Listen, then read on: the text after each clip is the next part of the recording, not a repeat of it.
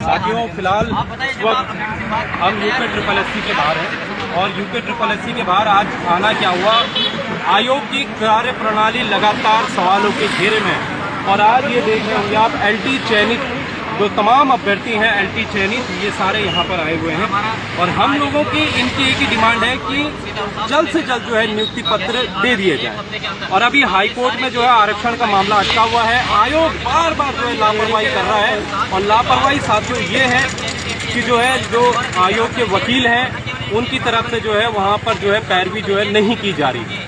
तो एक तरह से हम ये चाहते हैं कि जल्द से जल्द ये चीज़ें हों।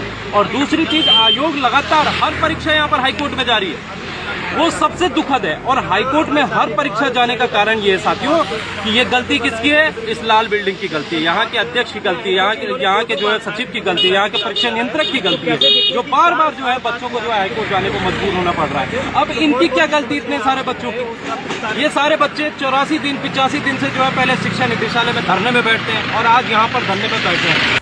नमस्कार मित्रों, मैं उत्तराखंड बेरोजगार शिक्षक संघ से आशीष बिष्ट आप सभी के सामने एक बार फिर से मौजूद हूँ। ज्वाइनिंग कैंडिडेट्स जो हैं अब यूके ट्रिपल एससी के बाहर जो है वो धरना देने के लिए मजबूर हो गए हैं। और इसी बीच यूके ट्रिपल एससी के बाहर राम कंडवाल जो हैं पहुंच चुके थे। जी हां, आज राम कंडवाल जो है वो यूके ट्रिपल एससी के बाहर उत्तराखंड अधीनस्थ सेवा चयन आयोग के बाहर पहुंचे और उन्होंने व्यथा वहां पे जानने की कोशिश करी वहां पे ज्वाइनिंग कैंडिडेट्स की।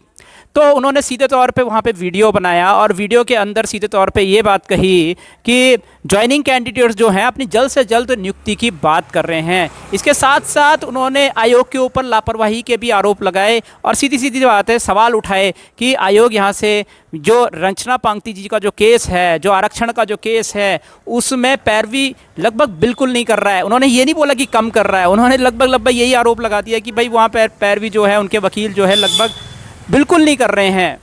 ये सवाल जो है एक तरह से राम कंडवाल ने आयोग पर यूके ट्रिपल एससी के ऊपर उठाए हैं।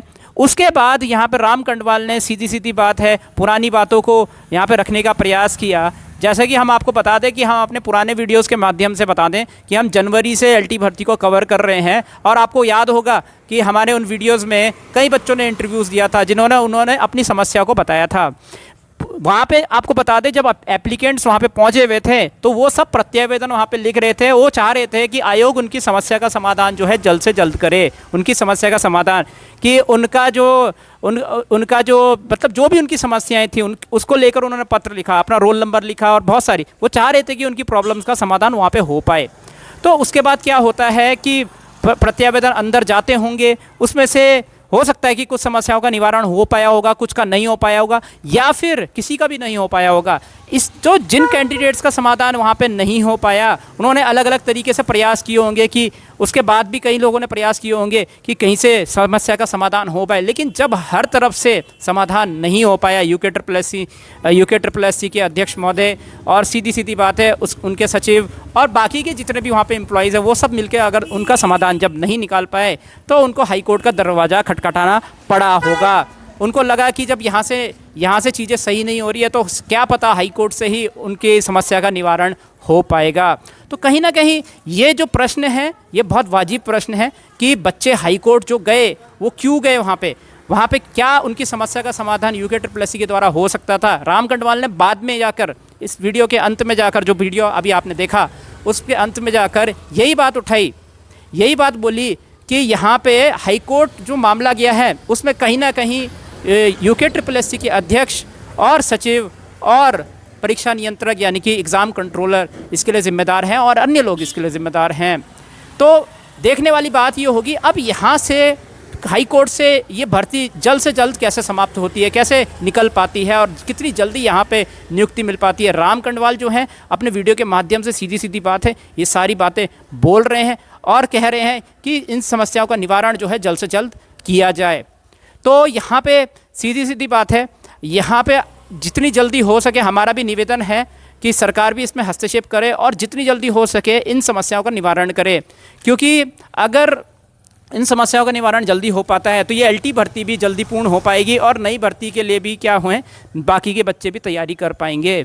तो हमारा हाथ जोड़ के सरकार से भी रिक्वेस्ट है कि इस भर्ती को जितनी जल्दी हो सके पूर्ण कराने का प्रयास करें और जितना ज़्यादा हो सके यहाँ ज्वाइनिंग कैंडिडेट्स की समस्याओं को भी हल करें। जो हाई कोर्ट वाले कैंडिडेट्स हैं उनकी समस्याओं का समाधान भी जल्द से जल्द हो।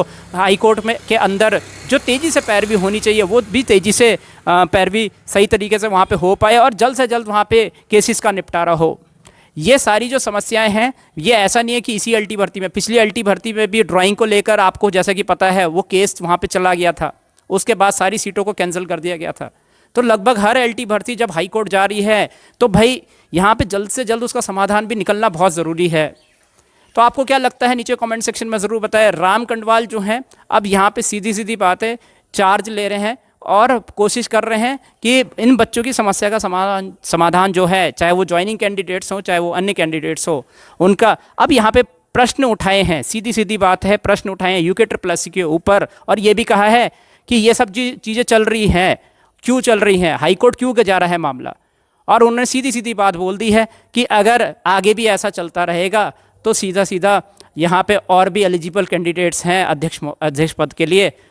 तो उन्होंने सीधा सीधा यहाँ पे ये बात कही कि अध्यक्ष पद के लिए और भी काबिल लोग हैं, उनको यहाँ पे मौका दिया जाए। तो यहाँ बात समस्या के समाधान की है। जितनी जल्दी हम भी चाहते हैं जितनी जल्दी हो सके समस्या का समाधान हो। हमने अपनी तरफ से 25% पदवृद्धि का एक सल्यूशन बताया, वहाँ पे बच्चों का एकजुटता होनी भी ज़रूरी है। और कहीं ना कहीं देखिए जितनी भी हमारा एक 40 मिनट का वीडियो आपने देखा होगा आरक्षण को लेकर, हमने वहाँ पे क्लियर तौर पे आपको प्रूफ दिखाए कि वहाँ पे आरक्षण में कहाँ चीज़ें जो हैं सही नहीं है। तो वहाँ पे भी आप देख सकते हैं, क्योंकि हमें लगा ही था कि बाद में जाकर इस समस्या का समाधान आयोग ही कर सकता है। कहीं ना कहीं इस समस्या का समाधान जो है आयोग ही कर सकते थे कि हाँ भाई आरक्षण को लेकर जो भी चीज़ें वहाँ पे सही नहीं है वो ठीक कर सकते थे, शायद हमें ऐसा लगता था। लेकिन अगर वो उस समय ठीक हो जाती तो कहीं ना कहीं आज चीज़ें जो हैं ज्वाइनिंग तक पहुँच जाती, ज्वाइनिंग भी पूरी हो जाती, शायद हमें भी ऐसा लगता है। तो यहाँ पे आपका क्या मानना है नीचे कमेंट सेक्शन में ज़रूर बताएं। क्या समाधान हो सकता है कि जिससे ज्वाइनिंग कैंडिडेट्स को जल्द से जल्द नियुक्ति भी मिल जाए और लगभग हर एक अभ्यर्थी की समस्या का समाधान भी हो जाए, जो हाई कोर्ट वाले अभ्यर्थी हैं उनकी भी समस्या का समाधान यहाँ पे हो जाए। क्या सॉल्यूशंस हैं नीचे कमेंट सेक्शन में ज़रूर बताएं। और क्या लगता है आपको अगली एलटी भर्ती में क्या ऐसी कंट्रोवर्सी देखने को मिलेगी, या फिर वो भी भर्ती सुचारू रूप से, या फिर ये बोलें कि वो भर्ती जो है बिना कंट्रोवर्सी के पूर्ण हो पाएगी। प्रश्न बहुत बड़े हैं। हर एक एलटी भर्ती, पिछली भी एलटी भर्ती ऐसी ही गई, हाई कोर्ट गई, ये वाली एलटी भर्ती भी हाई कोर्ट गई। बहुत बड़े बड़े प्रश्न हैं यहाँ पे UKSSC के ऊपर कि एग्ज़ाम जो है वो सही तरीके से सही तरीके से कंडक्ट हुए। लेकिन कहीं ना कहीं यहाँ पे हम कह सकते हैं कि जो हाई कोर्ट में जो केसेस गए हैं उन प्रॉब्लम्स का निपटारा क्या पहले हो सकता था 10 जनवरी से लेकर जब तक बच्चे हाई कोर्ट नहीं गए थे, क्या उसके बीच में इस प्रॉब्लम्स का निपटारा हो सकता था UKSSC के द्वारा या सरकार के द्वारा? ये बहुत गंभीर सवाल है। और क्या एलटी भर्ती सुचारू तरीके से पूर्ण हो पाएगी? अगली वाली एलटी भर्ती जो है, क्या ये वाली एलटी भर्ती भी सुचारू तरीके से पूर्ण हो पाएगी? ये भी बहुत गंभीर सवाल हैं और हम सब चाहते हैं कि इस समस्या का समाधान जो है वो जल्द से जल्द निकल पाए। मैं उत्तराखंड बेरोजगार शिक्षक संघ से आशीष बिष्ट आप सभी से अनुमति लेता हूं। जय भारत, जय उत्तराखंड, जय Hind. This video is brought you by Bisht academy. Bisht academy यहाँ पर आपको उत्तराखंड के अंदर प्रवक्ता भर्ती में मैथ सब्जेक्ट की तैयारी बिल्कुल फ्री ऑफ कॉस्ट करवाने वाला है। जी हाँ, यहाँ पे आपको मिलेंगे 400+ recorded videos from basic to advance. यहाँ पे आपको थ्योरी के नोट्स मैथमेटिक्स के बिल्कुल फ्री ऑफ कॉस्ट दिए जाएंगे। और आपको बता दें कि इसमें जो 400+ रिकॉर्डेड वीडियोस आपको मिलने वाले हैं, इसमें केवल आपकी उत्तराखंड के अंदर प्रवक्ता भर्ती की तैयारी नहीं होगी, बल्कि इसमें आपको DSSS, KVS, NVS, EMRS और जितने भी टीचिंग एग्जाम होते हैं ऑल ओवर इंडिया में जिसमें सब्जेक्टिव का सिलेबस आता है, उन सब की तैयारी को ध्यान में रखते हुए इन वीडियोस को बनाया गया है। तो ये तीनों चीज़ें आपको देखने को मिलेगी। अब बात करते हैं एनरोल कैसे करना है आपको। तो एनरोल करने के लिए सबसे पहले आपको क्या करना है, यहाँ पे एक व्हाट्सएप नंबर हम आपको देंगे। इस व्हाट्सएप नंबर पे आपको हेलो मैसेज लिखना है, फिर आपको कुछ डिटेल्स भरने के लिए दिया जाएगा, उन डिटेल्स को आपको फिल करना है। जैसे ही आप कंप्लीट डिटेल्स फिल कर देंगे उसके बाद आपको एक लिंक दिया जाएगा और लिंक पे क्लिक करते ही आपको क्या करना है, रजिस्ट्रेशन करना है। रजिस्ट्रेशन आप ईमेल आईडी या मोबाइल नंबर के थ्रू कर सकते हैं। एज ए स्टूडेंट आपको रजिस्ट्रेशन करना है और रजिस्ट्रेशन के दौरान आपसे क्लासरूम आईडी मांगी जाएगी। तो क्लासरूम आईडी आपको उसी व्हाट्सएप नंबर में यानी कि इसी व्हाट्सएप नंबर पे आपको मिल जाएगी। आपको वो क्लासरूम आईडी पुट करनी है और अपना रजिस्ट्रेशन कंप्लीट करना है। जैसे ही रजिस्ट्रेशन कंप्लीट हो जाए उसके बाद वापस से आपको इसी व्हाट्सएप नंबर पर वापस आना है और यहाँ पे लिखना है कि सर मैंने अपना रजिस्ट्रेशन कंप्लीट कर लिया है, कृपया करके मुझे अप्रूवल दे दीजिए या अप्रूव कर दीजिए। उसके बाद आपको थोड़ा वेट करना है, एडमिन आपको अप्रूव करेगा वहाँ पे और अप्रूव करने के बाद ही आपको फ्री वीडियोस का एक्सेस मिल पाएगा और आपको लेक्चर सेक्शन में जाके ही आपको रिकॉर्डेड वीडियोस देखने को मिलेंगे। इस प्रकार से आपको यहाँ पे सभी फ्री वीडियोस का एक्सेस मिल पाएगा। एक चीज़ ध्यान में रखिएगा, जितनी जल्दी हो सके रजिस्ट्रेशन कीजिएगा क्योंकि 400 प्लस वीडियोस हैं। प्रवक्ता की भर्ती जो है वो जल्दी आने वाली है, एग्ज़ाम भी उम्मीद कर रहे हैं कि इसी साल हो जाएगा। तो आपके लिए प्रिपरेशन के लिए 5 या 6 महीने होंगे। लगभग आप कह सकते हैं कि मैक्स टू मैक्स आपके पास 150 से 180 दिन होंगे। तो 400 प्लस वीडियो 180 दिन में कंप्लीट करना काफ़ी मुश्किल रहने वाला है। तो मेरी आपसे एक रिक्वेस्ट रहेगी, आप ही के भले के लिए है कि जितनी जल्दी आप रजिस्ट्रेशन करेंगे 400 प्लस वीडियोस आपको कंप्लीट करना उतना ही आसान रहेगा। तो कृपया करके जितनी जल्दी हो सके रजिस्ट्रेशन कीजिए और इस व्हाट्सएप नंबर पर जाहिर सी बात है जितनी जल्दी हो सके अपना रजिस्ट्रेशन करवाइए। बाद में ऐसा ना हो कि आप 2-3 महीने बाद आएँ फिर फ्री रजिस्ट्रेशन करें लेकिन तब तक इतनी देर हो जाए कि आप इन 400 वीडियोज़ को कंप्लीट ना कर पाएँ। इसलिए मेरी रिक्वेस्ट रहेगी जितनी जल्दी हो सके आप यहाँ पे फ्री वीडियोस को जितनी जल्दी हो सके रजिस्टर करें और इनका लुत्फ़ उठाएं। बहुत बहुत धन्यवाद।